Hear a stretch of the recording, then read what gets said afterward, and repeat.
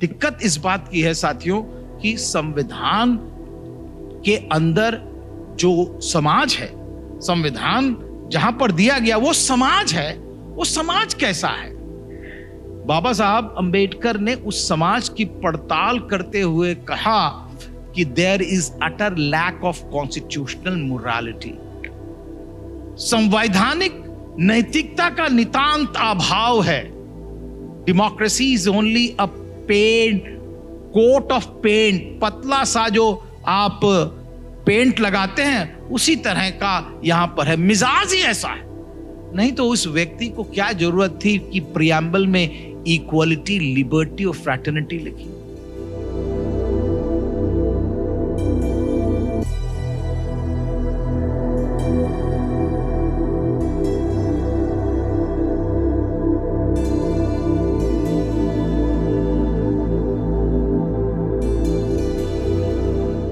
अगर संविधान आज बोल रहा होता तो अल्लामा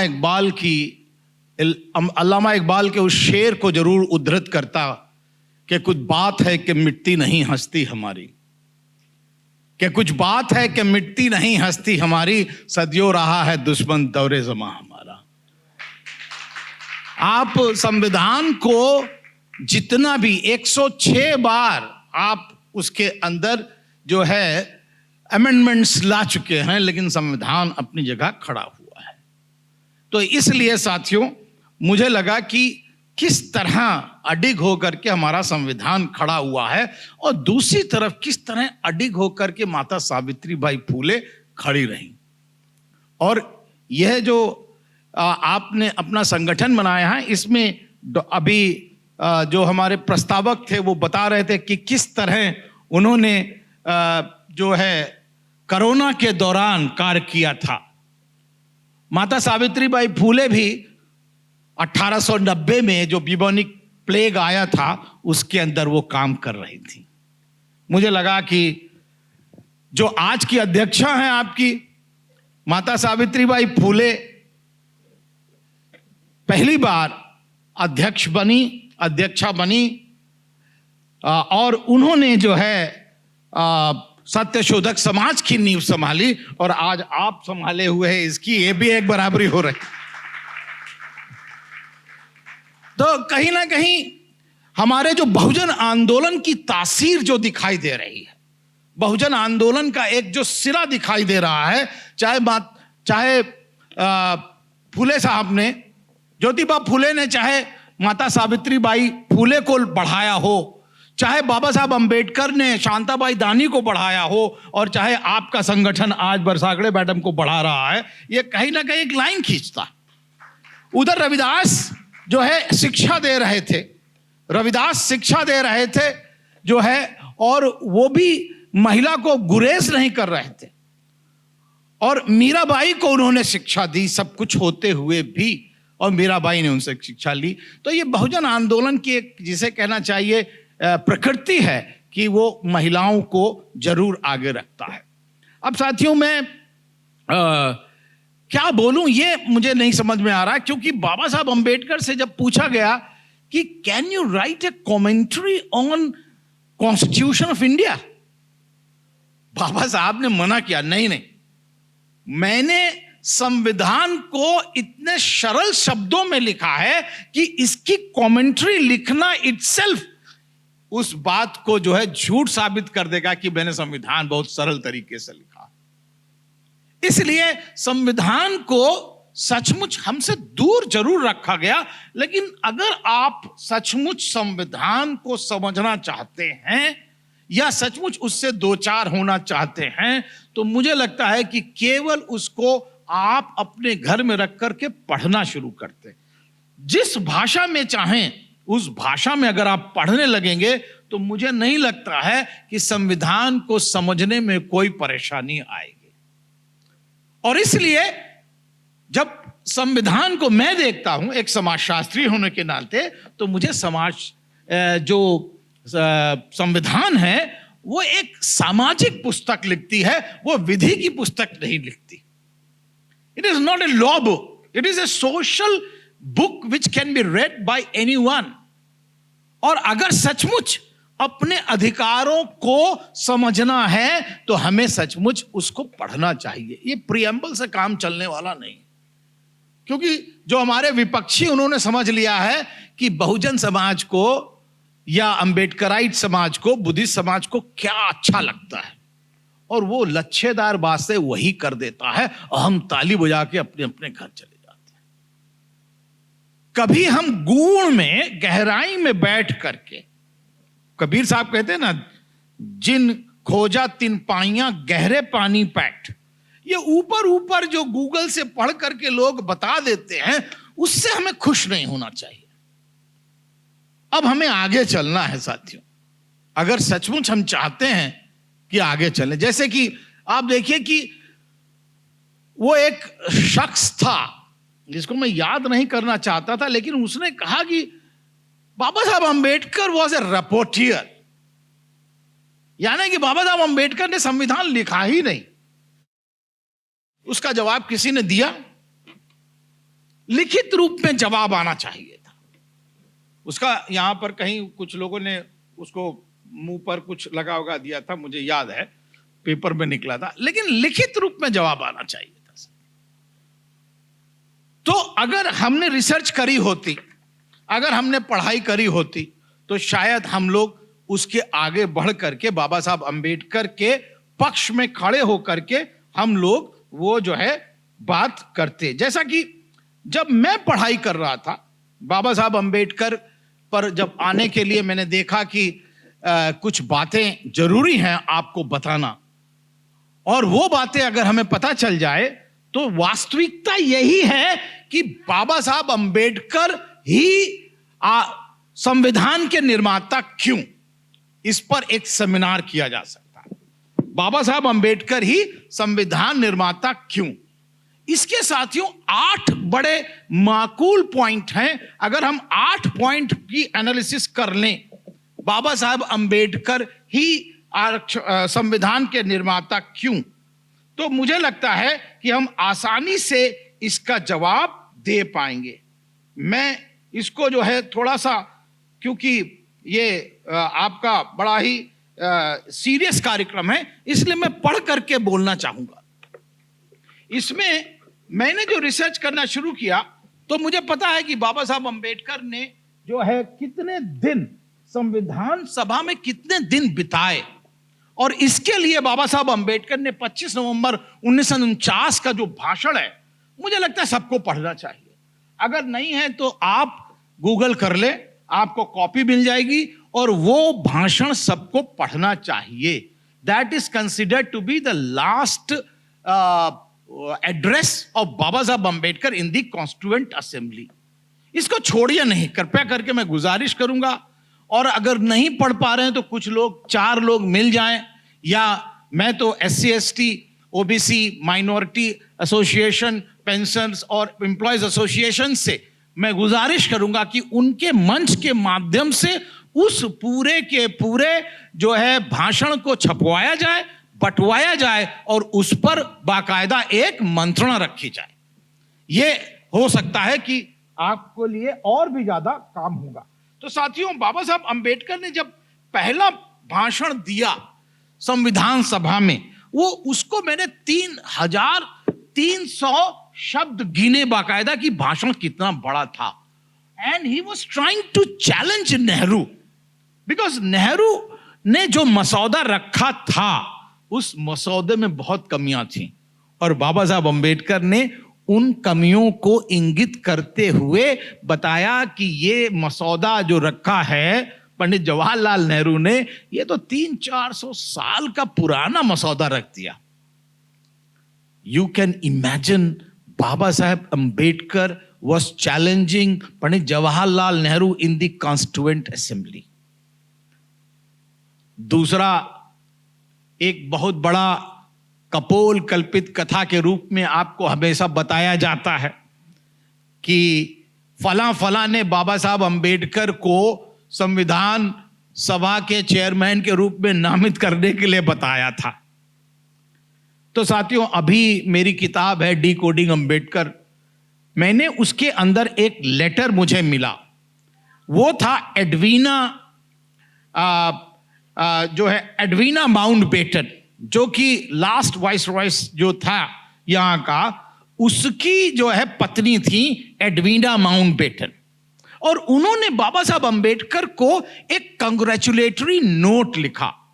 बाबा साहब उस समय राजगृह में रह रहे थे बॉम्बे में, उस एड्रेस पर एक नोट लिखा और उसमें लिखा कि I congratulate you for getting elected as the chairman of the drafting committee, or one Mr. Velara had suggested your name. अब हम लोगों ने वेलारा साहब की जब खोज करी तो वेलारा साहब पता चला कि वो आयरलैंड के कॉन्स्टिट्यूशनल एक्सपर्ट थे, जिन्होंने 1937 में आयरलैंड का कॉन्स्टिट्यूशन बनाया था। अब ये लिखित रूप में है, ये कपोल कल्पित कथा नहीं है साथियों, ये लिखित रूप में लेटर है, और इस लेटर को पढ़ने के बाद जितनी मनगढ़ंत कहानियां हैं वो सब नेस्त नाबूद हो जाती हैं कि नहीं, बाबा साहब को किसी ने किसी की मर्जी पर या किसी की दया पर बाबा साहब को नॉमिनेट नहीं किया गया था, या वो अस्मिता के थे इसलिए नॉमिनेट।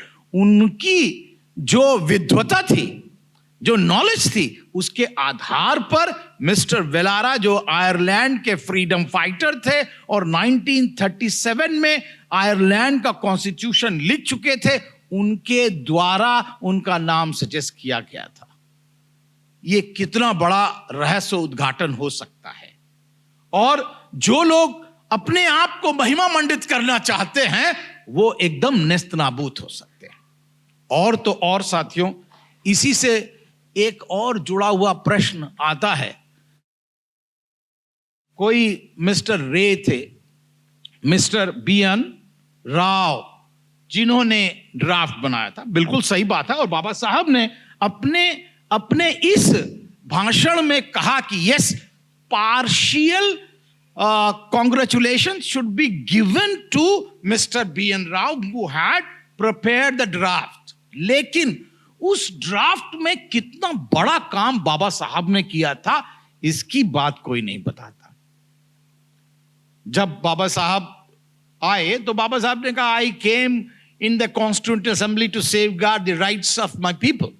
मैं अपने लोगों के अधिकारों की सुरक्षा करने के लिए इस कॉन्स्टिट्यूएंसी में आया था। और आपको सबको पता है कि तिलक वगैरह ने खिड़की दरवाजे बंद कर दिए थे कि he should not enter in the parliament, constituent assembly में नहीं होना चाहिए।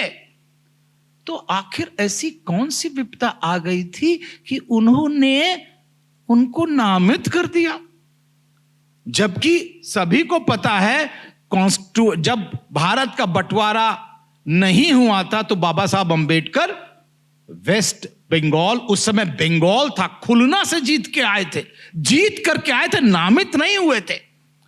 तो how can you say that somebody was nominating him? ये क्यों कपोल कल्पित कथा? 75वें वर्ष में बाकायदा लोग बाबा साहब अंबेडकर के द्वारा संविधान निर्माण में योगदान पे डिस्कशन करने के बजाय टेलीविजन में यह डिस्कस कर रहे हैं कि किसने बाबा साहब की इज्जत ज्यादा करी, कौन सा दल इज्जत ज्यादा करता है, और वो भी तू तू मैं में। अरे अगर सचमुच बाबा साहब के प्रति इज्जत है तो एक सौम्य सौहार्दपूर्ण वातावरण में बैठ करके आप डिस्कस करें कि सचमुच बाबा साहब अंबेडकर की वजह से संविधान बना। हमको याद है, मैं नेपाल गया हुआ था, नेपाल में एक शिक्षाविद थे और विधि छात्र थे और उनसे मेरी बात हो रही थी। आपको पता है नेपाल जैसे छोटे से राज्य ने 11 बार अपने संविधान को बनाने की कोशिश की है, लेकिन वो मुकम्मल नहीं हो पाया। मैंने ऐसे ही उनसे कहा, अरे यार ये क्या मतलब, 11 times you people have attempted to make a constitution and it is yet not completed। तो उसने मुझसे कहा कि अरे आपके पास बाबा साहब थे ना, इसलिए आप बहुत उड़ रहे हैं। और उसी समय आपको पता होगा कि पाकिस्तान का भी कॉन्स्टिट्यूशन मसौदा रखा जा सका था, लेकिन वो पूरा नहीं हुआ था। लेकिन बिकॉज बाबा साहब अंबेडकर थे इसलिए मसौदा पूरा हुआ। मैं उसका उदाहरण देना चाह रहा हूं बस। जब मसौदा रखा गया तो बाबा साहब ने लिखा, उसमें 7,635 अमेंडमेंट आए। 7,635, 7,635 amendments in the draft constitution. 7,635 amendments को बाबा साहब ने पढ़ा। ये वो वाले अमेंडमेंट नहीं थे कॉमा और फुल स्टॉप वाले। दीज वर टेक्निकल अमेंडमेंट्स, कानूनी पेचीदगी से भरे हुए ये जो है अमेंडमेंट्स थे। और बाबा साहब ने 7,635 अमेंडमेंट्स को पढ़ा और उसमें 5,162 अमेंडमेंट्स को खारिज किया। He discarded 5,162 amendments which he thought that do not have any substance. उसके अंदर कोई दम नहीं है। और तब कहीं जाके 2,473 अमेंडमेंट को अंगीकार किया, उसके अंदर समायोजित किया।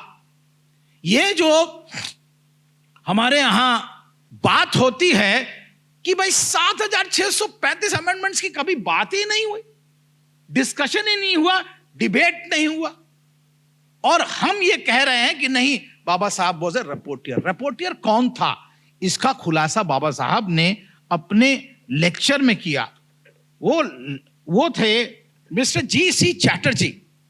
और बाबा साहब ने कहा, I thank mister Chatterjee who has been my rapporteur and has been taking my dictations with his team. तो रिपोर्टियर बाकायदा वहां पर जो है मौजूद था। उसके बाद बाबा साहब अंबेडकर ये पढ़ रहे थे। उसके बाद साथियों 2,473 अमेंडमेंट को जब आप समायोजित कर रहे हैं, संविधान के अंदर ला रहे हैं, तो उसमें पेचीदगी आती है। बाबा साहब ने कहा कि कम से कम 8 आदमी थे जो बाधा बहुत डालते थे। उनका नाम लिया, mister Kamath, mister P S. Deshmukh, mister Shiva, professor Saxena, Pandit Thakur, doctor Das Bhargava and Pandit Hriday Narayan Kunzru and T Shah. ये 8 लोगों को बाबा साहब अंबेडकर ने विशेष धन्यवाद दिया कि भाई आप लोगों ने जो बाधाएं पग पग पर खड़ी करी हैं, उसने मेरे आर्गुमेंट को और निखार दिया। Had you been not there, then my arguments would not have been that sharp. और ये जो संविधान में निखार आया है, ये ना आ पाता। ये जो सत्यता है, बाबा साहब अंबेडकर सभी को धन्यवाद, यानी कि अपने विपक्षी को भी धन्यवाद दे रहे हैं कि आपने मेरे आर्गुमेंट को और निखारा। तो क्या बाबा साहब अंबेडकर जिसने उनको नामित किया था उसको धन्यवाद नहीं देते? He was so etiquette abled person that he was thanking everyone. इतने जो है सुशील और सुलक्षण चरित्र के व्यक्ति थे बाबा साहब अंबेडकर कि वो अपने विपक्षी को भी धन्यवाद ज्ञापित कर रहे थे। तो क्या जिसने उनकी मदद करी नामित होने में, उसको धन्यवाद नहीं करते?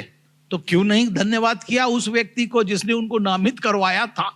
इसका मतलब कहीं ना कहीं झोल है। अब आते हैं साथियों कि बाबा साहब अंबेडकर कितनी बार संविधान निर्मात्री कमेटी में खड़े होकर के बोलते थे, ये आपको जल्दी पता लग सकता है अगर आप कॉन्स्टिट्यूएंट असेंबली डिबेट्स को उठा के देख लें।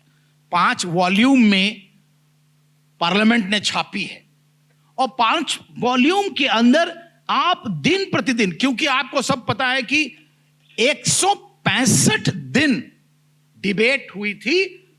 141 दिन तो बाबा Saheb Ambedkar chairman of the drafting committee के रूप में ड्राफ्ट करते रहे।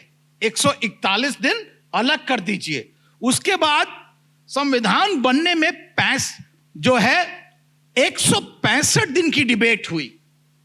देयर वर 11 सेशंस, 11 सेशन में 165 दिन लगे, जिसमें बाबा साहब उठ करके हर एक क्लॉज को डिफेंड करते थे।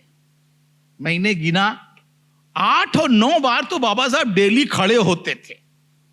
165 दिनों में हमने देखा कि हर बार खड़े होते थे। कभी प्रपोजल को मूव कर रहे हैं, कभी उस पर सप्लीमेंट्री लगा रहे हैं, कभी उस पर जो है उसका अवरोध पूरा कर रहे हैं, कभी उसका एक्सप्लेनेशन दे रहे हैं, और कभी कभी बाबा साहब अंबेडकर ने 25 से 26 बार खड़े होकर के किसी भी संविधान के क्लॉज को डिफेंड किया। अब आप मुझे बताइए, संविधान में 7,635 अमेंडमेंट पढ़ने वाला, 141 दिन काम करके chairman of the drafting committee रहने वाला, 165 दिन में 11 सेशन में जो जितने भी आर्टिकल मूव किए उसको डिफेंड करने वाला संविधान निर्माता है या नहीं? होगा या नहीं होगा, ये आप पर मैं छोड़ता हूं। लेकिन मेरे हिसाब से तो ये डेटा जो है, इंपिरिकल डेटा, ये नहीं है कि हम भावनात्मक बोल रहे हैं बाबा साहब घटनांचल निर्माता, घटनांचल शिल्पकार, हम नहीं बोल रहे हैं। हम तो इंपिरिकल डेटा पे बोल रहे हैं। सत्य है, स्थापित है, जो कि कॉन्स्टिट्यूएंट असेंबली डिबेट में लिखा हुआ है। अगर इसको आप खारिज कर सकते हैं तो खारिज करिए, लेकिन किसी ने उसको अभी तक लिखित जवाब नहीं दिया, जबकि उसको 2 बार जो है मिनिस्टर तक बना दिया गया था। तो कहीं ना कहीं हमें उसको लिखित जवाब देना। अब साथियों, बाबा साहब अंबेडकर ने जब मसौदा रखा तो उस पर डिस्कशन शुरू हुआ। बाबा साहब ने डिस्कशन करते हुए मसौदे के ऊपर जो भाषण दिया था, उसकी लेंथ जो थी वो थी 8,334 शब्द। ये बाबा साहब अंबेडकर ने 4 नवंबर 1948 को यह भाषण दिया था, क्योंकि उन्होंने मसौदा पेश किया और उस मसौदे पर जो ड्राफ्ट कॉन्स्टिट्यूशन था उस पे नाना प्रकार के जो है अमेंडमेंट्स आ रहे थे, उसको उन्होंने डिफेंड करते हुए 8,334 शब्द का भाषण दिया कि why he has actually included all the articles which are to be there. अब आप मुझे बताइए कि इतना बड़ा भाषण देने के लिए क्या किसी ने उनको प्रेरित किया या रोका ना होगा? अगर सचमुच आप ही देखते हैं, कोई अगर इधर उधर बोल रहा तो आप ही थोड़ा सा इधर उधर होने लगते हैं, और कोई जल्दी खत्म कर दे तो ताली जल्दी बजाते हैं। लेकिन वो 8,000 शब्द का भाषण दे रहे थे, 8,334 शब्द का। इसका मतलब he was speaking something sensible and therefore it was accepted by the Constituent Assembly। आपको पता है कि उस असेंबली में कितने लोग होंगे, कितने प्रकार के लोग होंगे, सब आपको पता है कि जो 395 लोग हुआ करते थे, उस 395 अनुच्छेद यानी कि आर्टिकल्स हुए उस कॉन्स्टिट्यूशन में। लेकिन डिफेंड करने वाले कितने लोग थे आप बताइए? कि प्रिंसली स्टेट के लोग अलग, कम्युनिस्ट अलग, सोशलिस्ट अलग और सेंट्रिस्ट अलग, ये सब के सब आइडियोलॉजिकल। और बाबा साहब अंबेडकर इधर किस तरह डिफेंड करते थे, किस तरह डिफेंड करते होंगे, ये तो करबल में जो लहू पिला रहा था वही समझता होगा। इसलिए मुझे लगता है कि इसको हमें बात करनी चाहिए। लोगों ने बाबा साहब अंबेडकर पर तंज कसा कि अरे भाई ये तो बहुत समय ले लिया, ये संविधान बनाने में तो बहुत समय ले लिया, you have taken too much of time. Baba Saheb Ambedkar ने गिना कि हाँ भाई, हम पहले 17 दिसंबर 1949 मेरे ख्याल से 1946 में हम पहली बार मिले थे। 1946 में हमने शुरू किया था और 1949 में हमने पूरा कर दिया। यानी कि सभी लोग जानते हैं कि 2 साल 11 महीने और 18 दिन, कुछ लोग 17 कहते हैं क्योंकि 25 नवंबर को हो गया था, लेकिन अंगीकार हुआ 26 नवंबर को। तो 2 साल 11 महीने और 18 दिन लगातार मुसलसल उसी के अंदर बाबा साहब बने रहे। Now you can yourself decide कि 2 साल 11 महीने 18 दिन तक काम करने वाला व्यक्ति, 141 दिन तक चेयरमैन रहने वाला मेंबर और 165 दिन तक डिफेंड करने वाला व्यक्ति कॉन्स्टिट्यूशन मेकर है या नहीं है। लेकिन बाबा साहब वहीं नहीं रुके। उन्होंने कहा अच्छा ठीक है, आप जो मेरे ऊपर टॉन्ट कस रहे हो कि हमने बहुत समय लिया, let us see the world, how much days और how many days the world constitution has taken, different countries have taken to make. उन्होंने गिनना शुरू किया। उन्होंने कहा अमेरिका का कॉन्स्टिट्यूशन 4 महीने में बना, कनाडा का कॉन्स्टिट्यूशन 2 साल और 5 महीने में बना, ऑस्ट्रेलिया का कॉन्स्टिट्यूशन 9 साल में बना और साउथ अफ्रीका का कॉन्स्टिट्यूशन 1 साल में। लेकिन साथियों, पेच यहां कहां था? पेच यह था, बाबा साहब अंबेडकर ने कहा यद्यपि हमने ऑस्ट्रेलिया से तो बहुत कम समय लिया, क्योंकि हमने केवल और केवल 2 साल 11 महीने लिए, वहां तो 9 साल लिए उन्होंने, और अमेरिका ने केवल, जिसे कहना चाहिए 4 महीने लिए। लेकिन दिक्कत यह है कि अमेरिका के कॉन्स्टिट्यूशन में केवल 7 आर्टिकल थे, कुछ आर्टिकल सब क्लॉज के थे, इसलिए वहां 21 आर्टिकल केवल हैं। अमेरिका के कॉन्स्टिट्यूशन में केवल 21 आर्टिकल हैं, और भारत का संविधान जो पास हुआ था उसमें 395 आर्टिकल्स एंड 8 शेड्यूल्स। तो बड़ा किसका हुआ? अब इसके बाद बाबा साहब ने कहा कि जो कैनेडियन कॉन्स्टिट्यूशन था उसमें केवल 147 आर्टिकल थे, ऑस्ट्रेलियन में 128 थे और साउथ अफ्रीका में 153 थे, हमारे यहां 395। इतना ही नहीं, बाबा साहब ने कहा वो आर्टिकल जो दूसरे देशों में पारित हुए वो जैसे रखे गए थे वैसे ही पास हो गए, उसमें कोई अमेंडमेंट, कोई डिबेट या डिस्कशन नहीं हुआ। The way they were kept, it was passed like that only. अब आप बताइए कि बाबा साहब अंबेडकर ने अपना जो डिफेंस किया वो कैसे किया? If a person is not a constitution maker, why will he defend that how many days and how many years have taken to complete a constitution? मैंने कितना समय लिया अगर वो मनाने वाला नहीं है तो।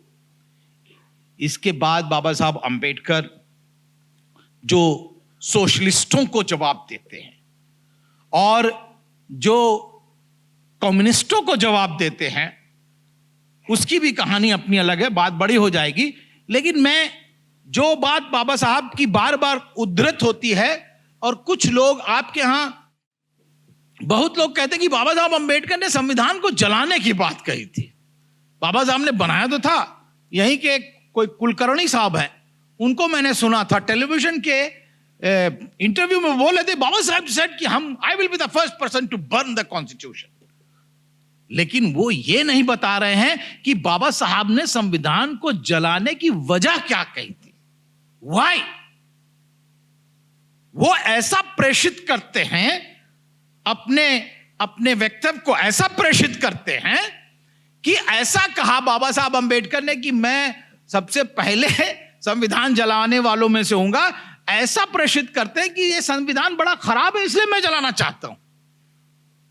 नो फ्रेंड्स, बाबा साहब ने इसलिए नहीं कहा कि मैं संविधान इसलिए जलाना चाहता हूं कि ये बड़ा खराब है, ये वो नहीं बताते। बाबा साहब ने इसलिए कहा, बाबा साहब ने एक उपमा थी, एक कंपैरिजन किया। क्या कंपैरिजन किया? कि हमने तो एक शिवालय बनाया था, और हमने शिवालय बनाया था कि इसमें जो है ईश्वर आके वास करेंगे, लेकिन हमारे शिवालय में ईश्वर वास करने से पहले पिशाच लोग घुस गए, और इसलिए मैं इस शिवालय को तोड़ना चाहता हूं। Therefore, I am the first person to burn the constitution.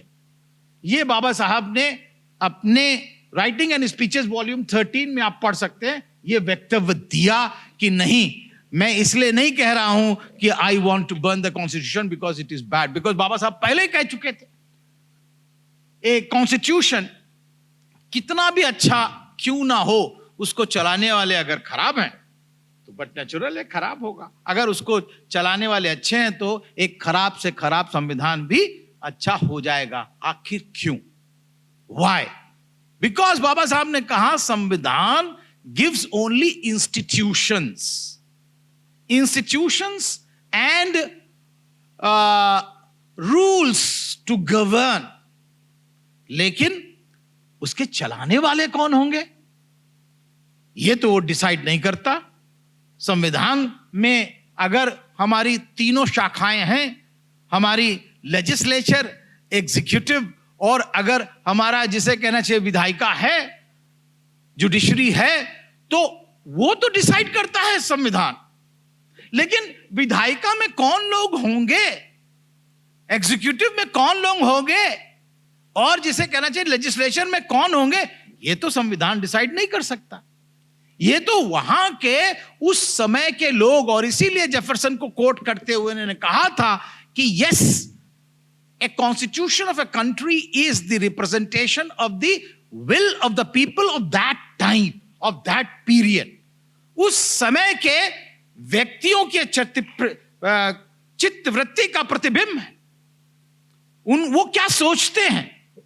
अगर इतना ही नहीं, और अगर फिर भी बाबा साहब ने कहा कि मैंने जो है हमारे नाटक में दिखाया गया था कि संविधान कितना लचीला बना दिया बाबा साहब ने कहा कि मैं ये नहीं कह रहा हूं कि मैंने जो बनाया बिल्कुल सही है, लेकिन अगर आपको सचमुच लगता है कि आने वाले समय में आप बदलना चाहें तो आप 2/3 मेजॉरिटी लाइए और पार्लियामेंट में 2/3 मेजॉरिटी लाइए और बदल दीजिए कॉन्स्टिट्यूशन को।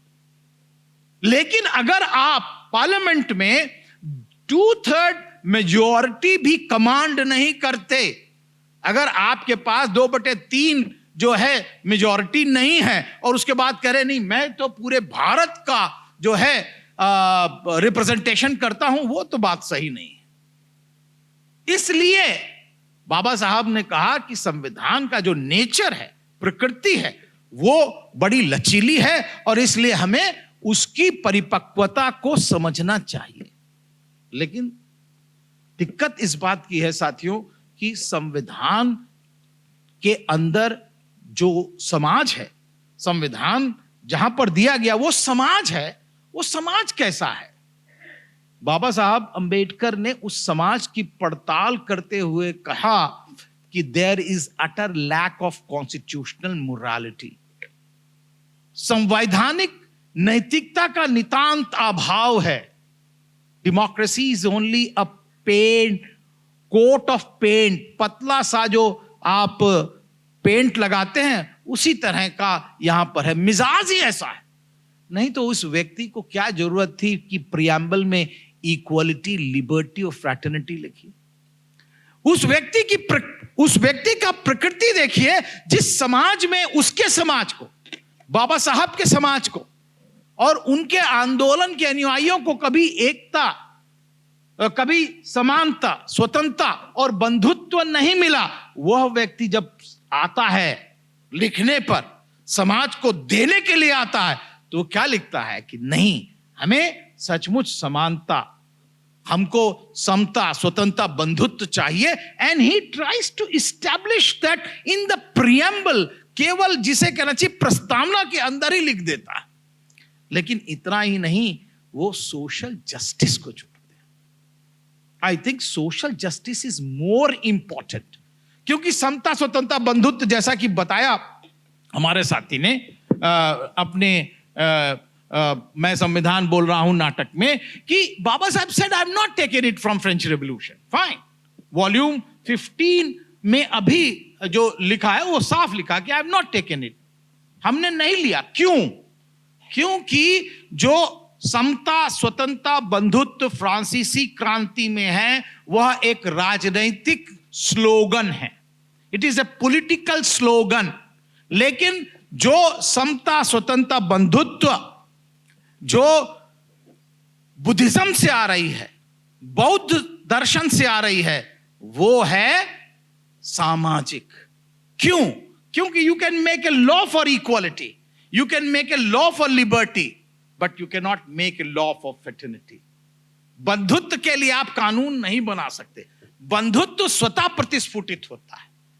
हाउ इट इमर्जेस, वो तो त्रिशरण, पंचशील और अष्टांगिक मार्ग से ही आएगा। और इसलिए बाबा साहब अंबेडकर ने अपने उस वक्तव्य में कहा कि नहीं, हमें जो प्रेरणा मिली है समता, स्वतंत्रता, बंधुत्व, वो सामाजिक न्याय के आधार पर होना चाहिए और वो मेरे बुद्ध भगवान से ही आई है। इसीलिए बाद में चल करके जब झंडा कमेटी में बैठे बाबा Saheb Ambedkar, he was a member of the flag committee also. Flag committee में जो बुद्धिज्म के सिंबल्स थे, चाहे वो चक्र हो, चाहे वो श्वेत कलर हो, वो सब भी बाबा साहब अंबेडकर ने बाकायदा लाने का प्रयास किया उस सिंबल के आधार पर। तो there is a very very straight line how he was trying to create a legacy of our society, community, that we belong to a particular history. हम एक इतिहास के गवाह हैं और वो इतिहास 6वीं शताब्दी में इस भारतवर्ष की भूमि से शुरू होता है। इसलिए साथियों, जब हम 75 वर्ष में हैं तो आपको ये पता होना चाहिए कि हम अपनी लिगेसी का सेलिब्रेशन कर रहे हैं। हम ये नहीं कि आए हैं आज और हम केवल संविधान को लेकर के अपनी बात कर रहे हैं, लेकिन नहीं, ये पूरे भारतवर्ष की बात है। और इसके अंदर निहित एक एक आर्टिकल, इसीलिए बाबा साहब अंबेडकर कह रहे थे article 32 is the soul of the constitution. संविधान की आत्मा है 32, आर्टिकल 32। क्यों? क्योंकि अगर हमारे पास अधिकार हैं और अधिकार को हम लागू नहीं करवा सकते, अधिकार तो आर्टिकल 14, 15 से फंडामेंटल राइट्स से आ रहे हैं, जो मूलभूत अधिकार हैं उससे आ रहे हैं, लेकिन लागू कैसे होंगे? अगर आर्टिकल 32 नहीं है तो वो जस्टिसेबल नहीं है। और इसलिए बाबा साहब अंबेडकर ने जो नेहरू को कहा था दिसंबर 1946 में, उसकी क्षतिपूर्ति बाबा साहब अंबेडकर ने संविधान के अंदर आर्टिकल 32 करके रख दी। और तो और साथियों, जैसा कि हमारे साथियों ने कहा, प्रतिनिधित्व संविधान का जो सबसे बड़ा फलसफा है, फिलॉसफी है, उसको बता करके मैं बात खत्म करता हूं अपनी। बिकॉज टीचर जो है ना, वो 1 घंटे के लिए ट्रेन होता है भाषण के लिए, उसकी आदत खराब है। सॉरी, मैंने बहुत समय ले लिया आपका। लेकिन एक जो सबसे बड़ा एक फिलॉसफी, एक दर्शन जो छुपा हुआ है, वो है प्रतिनिधित्व, रिप्रेजेंटेशन। और रिप्रेजेंटेशन केवल शेड्यूल कास्ट का नहीं है, वो शेड्यूल कास्ट का केवल रिप्रेजेंटेशन नहीं है। Schedule caste, schedule tribe, minorities and women. जो हिंदू कोड बिल था, that was for the representation of the women. और तो और जो दहेज प्रथा चलती है, उसका अधिकार स्त्री धन से बाबा साहब अंबेडकर ने बाकायदा ट्रेस करके दिखाया कि भारतवर्ष में स्त्री धन का अधिकार किस प्रकार है and how it acts in the history. और बाद में जब गोद लेने का अधिकार, महिला का कंसेंट होना जरूरी है, यह बाकायदा उसके अंदर हिंदू कोड बिल में लिखा बाबा साहब अंबेडकर। संपत्ति में बच्ची को अधिकार, पत्नी को अधिकार और बहू को अधिकार कैसे होगा, यह चिन्हित किया। इंटरकास्ट मैरिज रिप्रेजेंटेशन है। और तो और जब मैटरनिटी लीव की बात करी बाबा साहब अंबेडकर ने, तो वो केवल एक ये नहीं था कि हम महिला को अधिकार दे रहे हैं, नहीं, उसके पीछे नैतिकता थी। There was morality behind the maternity leave and Babasaheb rights. क्या मोरालिटी थी? क्योंकि एक महिला आने वाले समय के लिए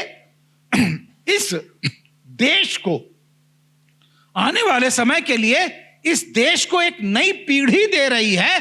इसलिए हमारा नैतिक कर्तव्य बनता है कि हम उसको यह अधिकार दें मैटरनिटी लीव का. नहीं तो आने वाले समय में हमको नस्ल देने वाला कोई नहीं बचेगा.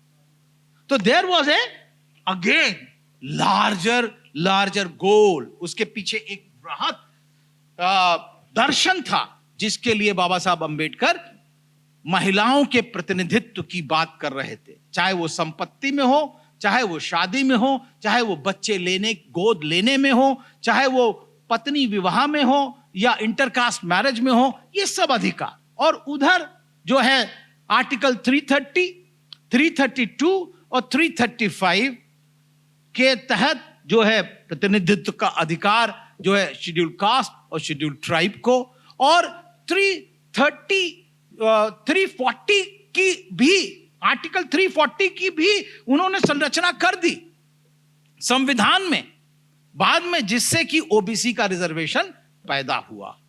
लेकिन साथियों घालमेल तो हो गया, ईडब्ल्यूएस भी रिजर्वेशन आ गया जो कि संविधान में निहित नहीं है, संविधान संवत नहीं है. और यहां तक कि जो बाइफरकेशन हुआ है वो भी संविधान संवत नहीं है. मैंने जो जस्टिस चंद्रचूड़ का वर्डिक्ट है उसको पढ़ा, और हमारे समाज विज्ञान में सिखाया जाता है कि अगर पर्पसिव सैंपलिंग है तो उसको जनरलाइज नहीं किया जा सकता. उन्होंने पर्पसिव का मतलब हुआ येन केन प्रकारण, आप उसी चीज को खोजें जो आपके आर्ग्यूमेंट को सपोर्ट करती है, उसको हम लोग पर्पसिव कहते हैं. तो उन्होंने येन केन प्रकारण खूब खोजा, और खोजने के बाद दिखाया कि दलितों के अंदर तो बंटवारा है, उनके अंदर वैमनस्यता है, लड़ाई है. उन्होंने यह दिखाया कुछ स्टडी को लेकर के. तो मैंने कहा कि अगर मेरे पर छोड़ दिया जाता तो मैं भी ऐसी स्टडी लेकर के आता जिसमें यह दिखाया गया है कि दलितों में एकता भी होती है. हम कोरेगांव से शुरू करते. कोरेगांव अगर एकता का प्रदर्शन नहीं करता तो कैसे हराते? या बाबा साहब अंबेडकर ने जब इंडिपेंडेंट लेबर पार्टी बनाई और मुंबई में 17 में से 15 सीटें जीती, तो बिना एकता के हम कैसे जीतते? अरे और तो और मान्यवर कांशीराम ने जब जो है बहुजन समाज पार्टी बनाई तो उन्होंने कहा SC, ST, OBC, converted minorities are Bahujans, और उन्होंने उत्तर प्रदेश में सरकार बना दी. तो क्या बिना एकता के बना दी? तो अगर आप अगर वैमनस्य और बंटवारा दिखाना चाहते हैं तो हम एकता भी दिखा सकते हैं. लेकिन हमारी एकता को जो है कोई देख नहीं रहा और उन्होंने वर्डिक्ट दे दिया. लेकिन फ्रेंड, सचमुच में बता रहा हूं आपको कि अगर आप उस जजमेंट को पढ़ेंगे जिसमें 17 लाइनों का जजमेंट, 2 जजेस ने 17 लाइन और 2 पेज का जजमेंट दिया, और हमारे गवई साहब ने 281 पेज का जजमेंट दिया. 565 का जजमेंट है, वो 565 पेज का जजमेंट है. वो उसमें 2 जज 17 लाइन एक जज ने 17 लाइन लिखी, दूसरे ने 2 पेज लिखा, और हमारे गवई साहब ने 281 पेज लिखा. तो इसलिए ये जो मतलब पेचीदगी है संविधान की, उसके साथ तो न्याय नहीं हुआ. जजमेंट जरूर आया लेकिन जस्टिस नहीं आया. There is a difference between justice and judgement. और इसलिए हमें लगता है कि हमें खुद अपने संविधान की सुरक्षा के लिए उसके अधिकारों को धीरे धीरे करके अपने हर एक बच्चे के दिमाग में पेवस्त करा देना. हर एक व्यक्ति का, ये बाबा साहब ने कहा शिक्षित हो, संगठित हो, संघर्ष करो. आप लोग शिक्षित नहीं हो रहे हो, संगठित नहीं हो रहे हो, संघर्ष नहीं कर रहे हो. इस पे ताली बजाना बंद होना चाहिए. और बाबा साहब अंबेडकर, मैं लास्ट बात कह रहा हूं, बाबा साहब अंबेडकर अब केवल दलितों के मसीहा नहीं है. केवल दलितों के मसीहा नहीं है, मसीहा हमारे, लेकिन केवल दलितों के मसीहा नहीं है।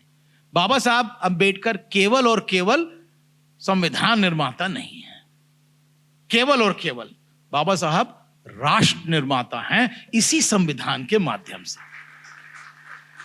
और तो और साथियों, मैं तो इस हद तक जाने के लिए तैयार हूं कि अब तो बाबा साहब राष्ट्र से भी आगे चले गए और अब वो विश्व विभूति हो गए।